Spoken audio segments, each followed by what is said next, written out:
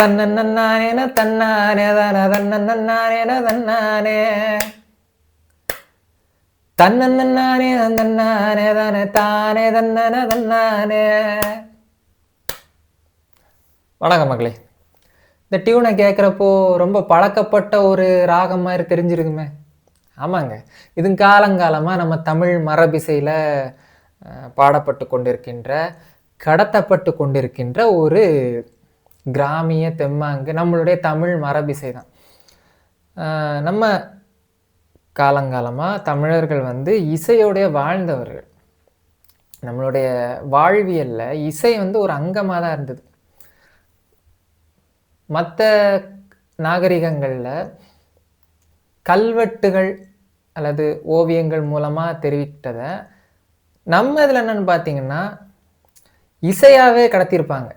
இசை பாடல் மூலமாகவே அதை ஒரு இசையோட அது பாட்டாக எழுதி வச்சுட்டு போயிடுவாங்க. குணா படத்தில் கமல் சார் சொன்ன மாதிரி பாட்டாகவே படிச்சிட்டியா அப்படின்ற மாதிரி தான். காலங்காலமாக கதைகளையும் நம்மளுடைய வரலாறையும் பெரிய வீரக்கதைகள் இது எல்லாத்தையுமே அப்படியே அடுத்த தலைமுறைக்கு இந்த மாதிரி இசையோடு கடத்தி கொண்டு போயிருந்தாங்க. இதில் இந்த தமிழ் மரபிசையில், நம்மளுடைய தமிழ் மரபிசையில் இந்த மாதிரி தெம்மாங்கு ராகங்கள் நிறைய உண்டு. அதனால தான் அந்த ராகத்தில் அமைஞ்ச இந்த காளமாடம் பாட்டு டக்குன்னு எங்கேயோ நமக்கு மனசில் ரொம்ப பழக்கப்பட்ட ஒரு இது மாதிரி நமக்கு தோணும். இந்த பாட்டு ஒரு பெரிய தாக்கத்தை ஏற்படுத்தினதுக்கு காரணம் அதுதான். நீங்கள் அந்த மில்லியன் வியூஸு அது இதுன்ற அதுதான் ரெக்கார்டு அப்படிலாம் சொல்ல வரல. கேட்ட உடனே ஒரு அதிர்வலையை நமக்குள்ளே உண்டாக்குது இல்லை, அதான் மேட்ரு. அதான் அந்த பாட்டோட சிறப்பம்சமே. இப்போ இதே ராகத்தை நீங்கள் நிறைய பாட்டில் கேட்டிருக்கலாம்.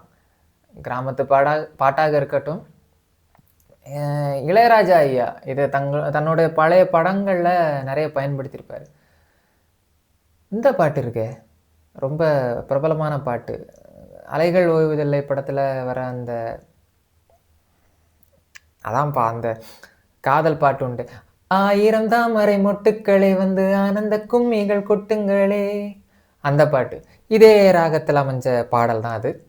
அது மட்டும் இல்லாமல் ஒடுக்கப்பட்ட மக்களின் கீதமாக இருக்கக்கூடிய அன்றைய காலகட்டத்தில் புலிகளுடைய ஒரு பெரும் எழுச்சி பாட்டாக இருந்த போராடாடா ஒரு வாழேந்தடான்னு ஒரு பாட்டு உண்டு, கேட்டிருக்கீங்கல்ல? அது நடுவில் ஒரு இதே டியூனில் ஒரு இது வரும். அந்த மக்கள் கூடியிருந்து அந்த ஒயிலாட்டம் மாதிரி ஆடிட்டு இருப்பாங்க. அதில் அடி பிறந்தது முன்னால வாழ பழகணும் தன்னால அப்படின்னு அந்த டோனில் வரும். அதே தான் இதில் கூட அந்த பாட்டு நடுவில் ஒத்தையடி பாதையில ஓடி வரான் காளமாட அப்படின்னு வர்றப்ப அப்படி வைப் ஏறும் உள்ள. தன்னாதன்னே தானே தானே தன்னானே கேட்டிருப்பீங்க நிறைய. தன்னே நன்னேனே தானே நன்னே போடு தன்னானே தானே நன்னே அப்படின்ட்டு பல கிராமிய பாடல்கள் நீங்கள் கேட்டிருப்பீங்க. இது நம்ம காலங்காலமாக கடத்தப்பட்டு கொண்டு வந்திருக்கிற இசை. இது நம்ம ஜீன்லேயே பதிஞ்சது. சரியா? நீங்கள் என்னத்த டிஜிட்டல் இசைக்கு ஏன் அது அவ இது அவ அப்படின்னு வந்தாலும் கூட, எத்தனை டிஜிட்டல் இசையை போட்டு தர லெவலுக்கு அடித்தா கூட, என்னப்பா அழகே அழகேன்னு போட்டால் கூட திடீர்னு இப்படி ஒரு இது வரப்போ ஏதோ பண்ணுது, அந்த பாட்டு எனக்குள்ளே ஏதோ பண்ணுது அப்படின்ட்டு நமக்குள்ளே தோணும்னா அதுக்கு காரணம் இதுதான். காலங்காலமாக கடத்தப்பட்டு கொண்டு வந்திருக்கிற நம்மளுடைய மரபு இசை, அதுதான் அந்த காரணம். இந்த பாடல் நல்ல ஒரு வைப்பை கொடுத்தது. தென் மாவட்டங்களில் இந்த நாட்டார் தெய்வங்கள் இதெல்லாம் இருக்குது இல்லை, நம்ம ஐயனார், சொடலமாடன், அம்மன், முத்தாரம்மன், இவர் நிறைய பேர் இருக்காங்கல்ல, இவங்களுக்கு எல்லாருக்குமே அந்த அந்த காவல் தெய்வங்கள் அதுங்க கொடுக்குற வைபே தனி.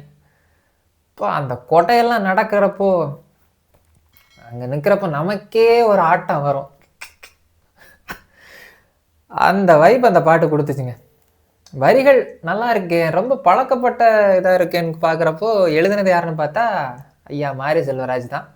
ஓகே, படம் வெற்றி பெற வாழ்த்துக்கள். அதாங்க அந்த பாட்டை கேட்டோன்னே என்னாச்சுன்னா, கேட்டோன்னே நல்லா இருக்குப்பா பாட்டு அப்படின்னு நண்பர்களுக்கு ஷேர் பண்ணி விட்டேன்.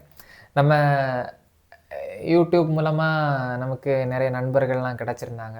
நிறைய டிஸ்கஸ் பண்ண ஆரோக்கியமான டிஸ்கஷன்லாம் நிறைய பேர்கிட்ட போகும். அதில் நம்ம முக்கியமாக 2 நண்பர்கள்ட்ட நிறைய நான் டிஸ்கஸ் பண்ணேன். ஒன்று ஜோயல்னு ஒருத்தர், அவர் இசைத்துறை சார்ந்தவர். இன்னொருத்தர் வந்து அர்ஜுன்னு ஒருத்தர், அவர் இப்போ வெளிநாட்டில் வேலை பார்த்துட்ருக்கிறாரு. ஆனால் திரைத்துறை சார்ந்து தன்னுடைய லட்சியமாக அவர் பயணிச்சுட்டு இருக்கார். 2 பேர்ட்டையுமே நான் வந்து இந்த இசை பற்றி, திரைப்படங்கள் பற்றி நிறைய டிஸ்கஸ் பண்ணேன். நேற்று இதை அனுப்பி விட்டுட்டு முந்தா நேற்று இதை அனுப்பி விட்டுட்டு ஒரே டிஸ்கஷன், ப்ரோ அது இதுன்ற. அப்போ தான் ராஜா சார் பண்ண இந்த பாடல்கள், இந்த மாதிரி ராஜா சார் தன்னுடைய படங்களில் பயன்படுத்தியிருக்கிறாரு அப்படின்றத பற்றி நான் பேசியிருந்தேன். அப்போது ஆமாம் ப்ரோ, இது நான் நிறைய கேட்டிருக்கிறேன் அப்படின்ற மாதிரி சொல்லியிருந்தேன். அப்போ தான் இந்த மாதிரி நான் உங்கள்கிட்ட சொன்ன விஷயத்தெல்லாம் எக்ஸ்பிளைன் பண்ணேன். ப்ளஸ் ராஜா சார் வந்து நம்மளுடைய மரபில் காலங்காலமாக நம்மளுடைய முன்னோர்களுடைய கதைகள், நம்மளோட முன்னோர்களுடைய வரலாறு, நம்மளுடைய வரலாறு எப்படி இப்போ உதாரணத்துக்கு ஒரு இடத்துல ஒரு மக்கள் வாழ்ந்துக்கிட்டு இருந்தாங்க. சந்தர்ப்ப சூழ்நிலையால் அங்கேருந்து அவங்க வேறு இடத்துக்கு போக வேண்டிய நிலைமை வந்துடுச்சு. அல்லது சந்தர்ப்ப சூழ்நிலையால் ஒரு போர், ஒரு பெரும் படையெடுப்பு, அல்லது ஒரு துன்ப நிகழ்வு ஏதோ ஒன்று நடந்து அந்த இடத்த விட்டு அவங்களுடைய வாழ்வியல் வேற ஒரு இடத்துக்கு மாறுது அப்படின்னா அது எப்பேற்பட்ட சோகம் அவங்களுக்கு. அந்த சோகத்தை அவங்க வந்து பாட்டாக, கதையாக அடுத்த தலைமுறைக்கு கடத்துவாங்க. மட்டும் இல்லாமல் முன்னாடிலாம் பார்த்தீங்கன்னா கிராமங்களில் பல கிளைகள் வந்து இருந்து பாடிக்கிட்டு இருக்கோம்.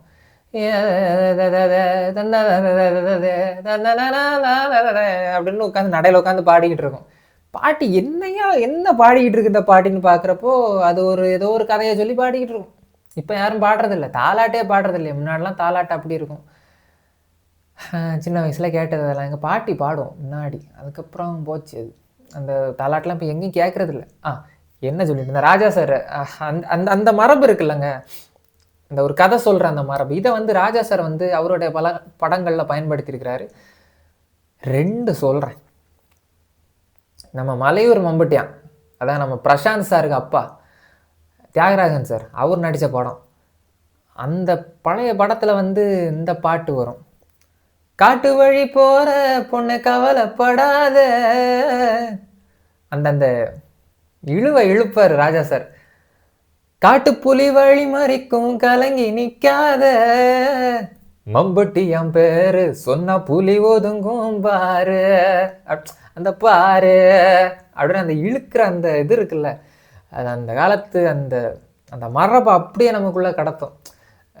அந்த கிராமத்து மனிதர்கள் அந்த பெரிய இசையெல்லாம் ஒன்றும் படிச்சிருக்க மாட்டான் அந்த காலத்து நம்ம பாட்டன் முப்பாட்டன்லாம்.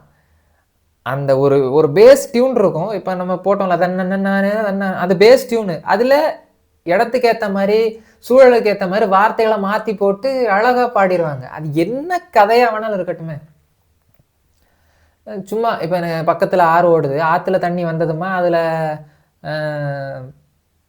பூத்து குலுங்குன, இல்லை வேண்டாம் அப்படி வேண்டாம், ஆற்றுல தண்ணி வந்ததம்மா அதில், அந்த மாதிரி ஏதாவது ஒரு வார்த்தையை போட்டு பாடிட்டு இருப்பாங்க.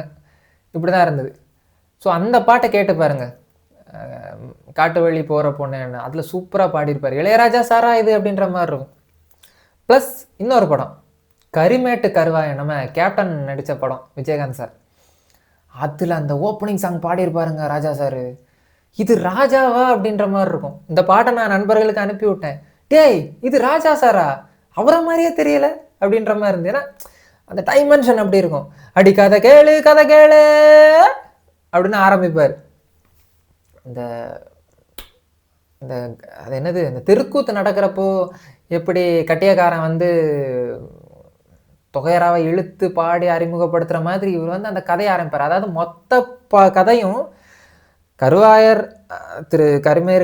மறைந்த கரிமேடு கருவாயன் அவருடைய அந்த கதை வந்து, அவருடைய கதை அங்கே மதுரை மாவட்டத்தில் எல்லாருக்கும் தெரியும். ஆனாலும் அதை படமாக எடுத்தாங்க. படத்தோட ஓப்பனிங் சாங்லேயே மொத்த கதையும் ராஜா சார் அந்த பாட்டில் சொல்லிடுவார். ஆனாலும் அந்த கதை, அந்த படம் பல நாட்கள் ஓடி சாதனை படைச்சு. அதில் கருவாயங்கதை கேளு, இந்த